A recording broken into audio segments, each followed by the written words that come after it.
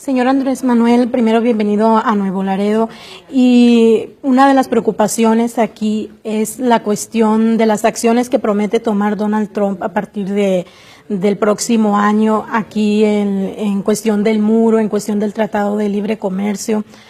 ¿Qué es lo que opina usted, lo que puede salvar aquí a los neolaredenses? Bueno, hay que esperar. No debemos exagerar en los miedos, temores, porque una cosa es la campaña, lo que se dice cuando se quiere obtener un cargo, y otra cosa es ya el ejercicio del poder, en este caso la presidencia en Estados Unidos. No pueden haber cambios bruscos, no es fácil, porque hay una relación estrecha de años entre los dos países, entre las dos naciones, los dos pueblos, sobre todo aquí en la frontera. Desde que la frontera de México estaba más al norte, antes de 1847, antes de que nos quitaran la mitad del territorio, que por cierto Nuevo Laredo se funda porque la gente de Laredo, que pertenecía en ese entonces a México, ese pueblo de Laredo pertenecía a México, es de los pueblos más antiguos de toda esta región. Los mexicanos que vivían en Laredo decidieron seguir siendo mexicanos. Incluso hubo hasta una consulta, nada más que el gobierno estadounidense no respetó la voluntad de los ciudadanos de Laredo, y como se impuso la nueva frontera, el río Bravo, familias de Laredo decidieron trasladarse y fundar Nuevo Laredo, y se trajeron hasta sus muertos. Ese es uno de los momentos estelares de la historia de México, de la historia de los pobladores de la frontera. Entonces, no es un tema fácil, no es decir, vamos a construir un muro y vamos a deportar a millones de mexicanos y vamos a cambiar el tratado de libre comercio. Hay que esperar para tener ya más elementos. Yo he venido notando que Donald Trump se ha moderado desde que gana a la fecha, es más prudente. Sí. Ese es mi punto de vista. De todas maneras, yo le recuerdo a los mexicanos, paisanos, a los familiares de los migrantes, que nosotros vamos a defender los derechos humanos de los migrantes y vamos a defender nuestra soberanía, sin estridencias, sin balandronadas, sin amenazas. Vamos a hacer valer la independencia de México. Nuestro país no es una colonia de ningún país extranjero, de ningún gobierno extranjero, no estamos subordinados. México es libre y es soberano. Y vamos a buscar una relación distinta con el gobierno de Estados Unidos. En su momento, al triunfo de nuestro movimiento, vamos a hacerles un planteamiento diferente. Queremos una relación bilateral fincada en la cooperación para el desarrollo. O sea, muy contrario de lo que se está planteando y de lo que da miedo, que en el caso de que haya el muro, que una revisión al Tratado de Libre Comercio, se va a afectar la economía en la zona fronteriza. Nosotros estamos pensando que no va a ser así, que vamos a compartir con ellos programas para que haya empleos en México. La gente que se va del otro lado se va por necesidad, no por gusto. Entonces, si hay crecimiento en México, si hay empleo en México, vamos a atemperar el fenómeno migratorio y se van a resolver las cosas. Y esto conviene a las dos naciones. No se resuelve nada con medidas coercitivas, con muros, con militarización de la frontera, con deportaciones masivas, no. Tiene que haber crecimiento, tiene que haber desarrollo, tiene que haber empleo en el país. Esa es una propuesta que vamos a hacer, de un acuerdo bilateral con ese propósito, de que haya trabajo en México, que se impulsen las regiones de México, el desarrollo en las regiones del sur, del sureste de México, para ir reteniendo a la gente y que no se vea en la necesidad de emigrar. Ese es un planteamiento. Y otro planteamiento también es que vamos a crear una zona libre, una zona franca, a lo largo de toda la frontera con Estados Unidos. Son más de 3.000 kilómetros de frontera. Y vamos a crear condiciones para que se pueda invertir en toda la zona fronteriza. Concretamente, vamos a bajar el impuesto al consumo, el IVA. Ahora lo aumentaron, estaba en 11, lo aumentaron a 16, en términos reales aumentó 30, 40% el impuesto al consumo. Eso afectó mucho la economía en la frontera. Entonces vamos a bajar el IVA, vamos a bajar el impuesto sobre la renta, vamos a homologar precios en combustibles y queremos analizar la posibilidad de cambiar las aduanas de México,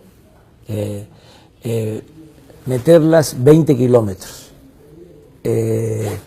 tierra adentro de la frontera, para que la franja de 20 kilómetros de todas las ciudades fronterizas, ¿sí?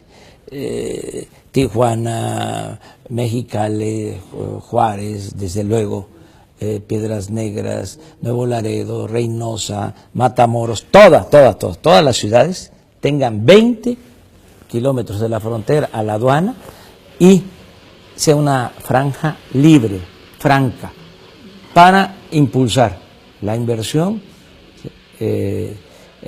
apoyar la creación de empresas, de que haya trabajo y desde luego que se mejore la situación económica y social de la gente.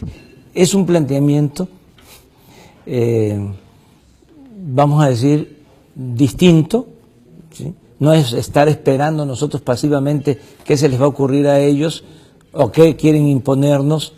A ver, nosotros tenemos también nuestra agenda, vamos a hablar de que haya empleos en México y vamos a hablar de la posibilidad de la creación de una zona franca, de una zona libre a lo largo de los 3.000 kilómetros de frontera. Esto sería posible ya en el 2018, después de las elecciones, pero hay varias cuestiones como el voto del PRIAN. ¿Qué papel va a jugar en estas elecciones del 2018? Pues hay que esperar, ya falta poco. Creo que no he hecho las cuentas recientemente, pero son como 18 meses y se va a acabar ya esta pesadilla, va a haber un cambio en el país. Estoy optimista porque hay un despertar ciudadano y vamos a que las cosas sean distintas. Se va a terminar con la corrupción, que es el principal problema de México. Esa es la gran revolución que va a iniciar en México de manera pacífica. Vamos a cortar de tajo con la corrupción. En tanto, en el intervalo, vamos a estar pendientes. Ayer hice el compromiso de estar el día 20 de enero en Piedras Negras. El 20 de enero voy a estar en Piedras Negras y voy a hacer una gira en enero en la ciudad fronteriza. ¿Y esto con qué objetivo específicamente? Porque el 20 de enero toma posesión Donald Trump. Y sin que sea una amenaza ni nada por el estilo, que tengamos presencia en todas las ciudades fronterizas, por si se requiere, si se necesita. ¿Cree que se requiera? Yo creo que no. Yo creo que él va a actuar con prudencia. Y eso es lo que conviene a las dos naciones. Sí. Pues es un gusto estar aquí, que esté aquí en esta casa, es su casa. Y por otro lado, lo único que quería comentarle es que el problema de los feminicidios en México es alarmante.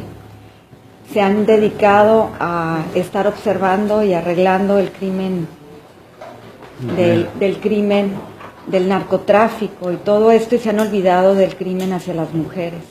¿Tiene usted algún plan para que esto no siga ocurriendo en nuestro país? Sí. ¿Cómo fortalecer los institutos de la mujer? Sí, sí. Empoderarlas. Sí. Pues terminar con el machismo, con el misoginismo. Sí. Ya hay una corriente muy fuerte en ese sentido. Nosotros coincidimos plenamente. Hay que proteger a las mujeres, darles su sitio, que además se lo han ganado, es un derecho, y protegerlas mucho ante estos crímenes absurdos, de odio. Tenemos que apoyar a las mujeres y acabar con la violencia en general. Pienso que se va a lograr porque vamos a crear un ambiente distinto.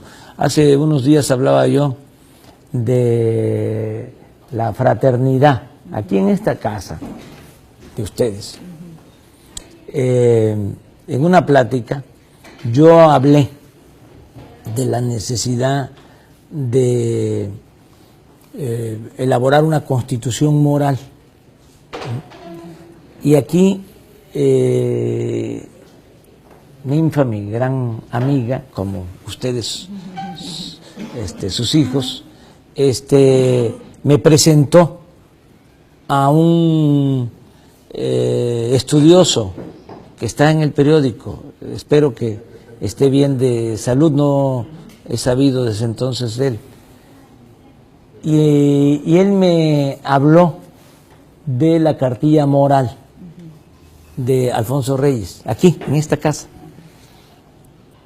Y yo traía esa idea y creo que eso es lo que tenemos que impulsar mucho. O sea, no solo el bienestar material, sino el bienestar del alma. O sea, el amor a la familia, el amor a la naturaleza, el amor al prójimo, el amor a la patria. Entonces, necesitamos humanizar más a México, pacificarlo de esa manera. Hay que quitar los odios, los rencores que se han producido en los últimos tiempos por la crisis económica, pero también por pérdida de valores culturales, morales, espirituales. Entonces, eso se va a hacer y yo estoy seguro que de esa manera vamos a ser más fraternos, ¿sí?, amorosos con todos y más respeto a las mujeres, a los niños, a los ancianos. O sea, una sociedad mejor por el humanismo. Y sí, Por la igualdad. Y por la igualdad, por el humanismo, por la fraternidad. Y en todo tiene mucho que ver el acabar con la corrupción.